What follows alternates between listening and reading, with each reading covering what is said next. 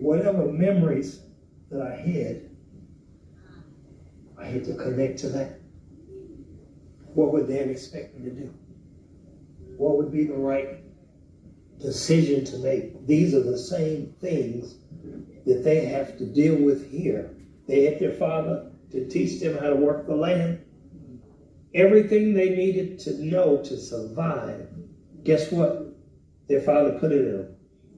It says, then Jacob gathered up his feet into the bed and yielded up the ghost, which basically means he died, and was united with his people. He had already pre-warned them where he wanted to be buried with his family. Joseph fell upon his father's face and wept upon him and kissed him. Then he commanded his servants, the physicians, to embalm his father. The physicians embalmed Israel, and then the Egyptians mourned for him 70 days. When the days of mourning were past, it's amazing. We just naturally mourn, but they actually had a mourning period.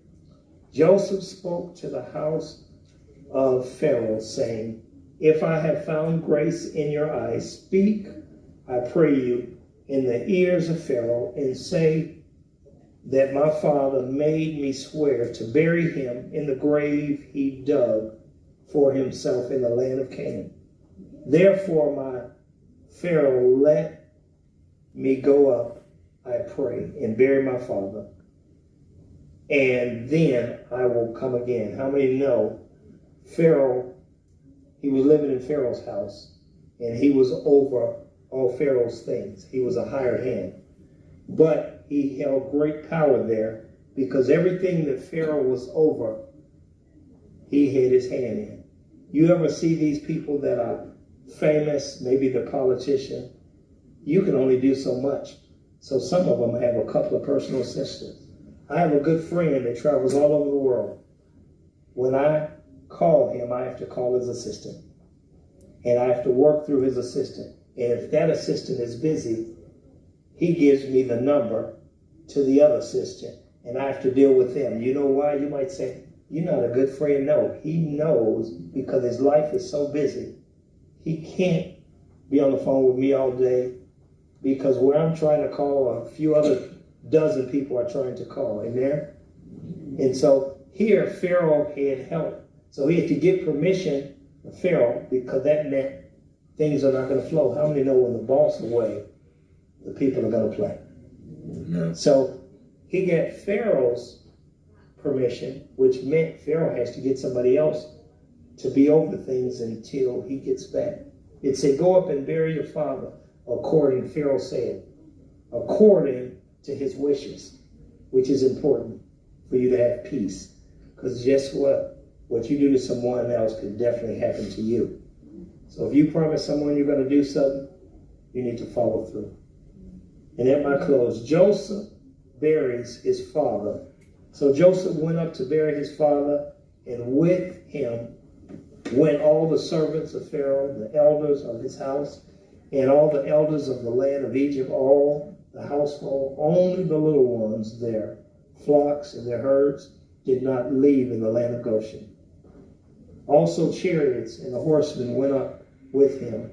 It was a great carnival. So in other words, it was like a parade, a send-off. To me, when people die and live all these years, you shouldn't just sweep it under the carpet like it's nothing. Make a little 20-minute nothing and so on. How many know people have done a lot in their lives that we need to give some time?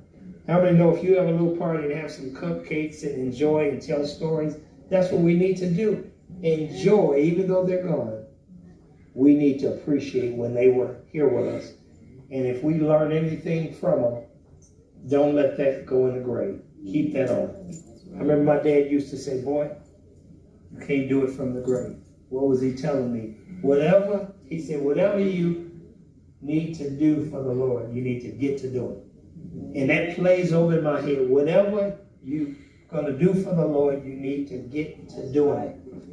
He said, because life is short. And he said, rebels don't go far. If you see preachers that want to go against the bishop, they want to go against the pastor, they want to go against whoever the leader of the conference, get away from them. That's right. Because the blessing will go with obedience.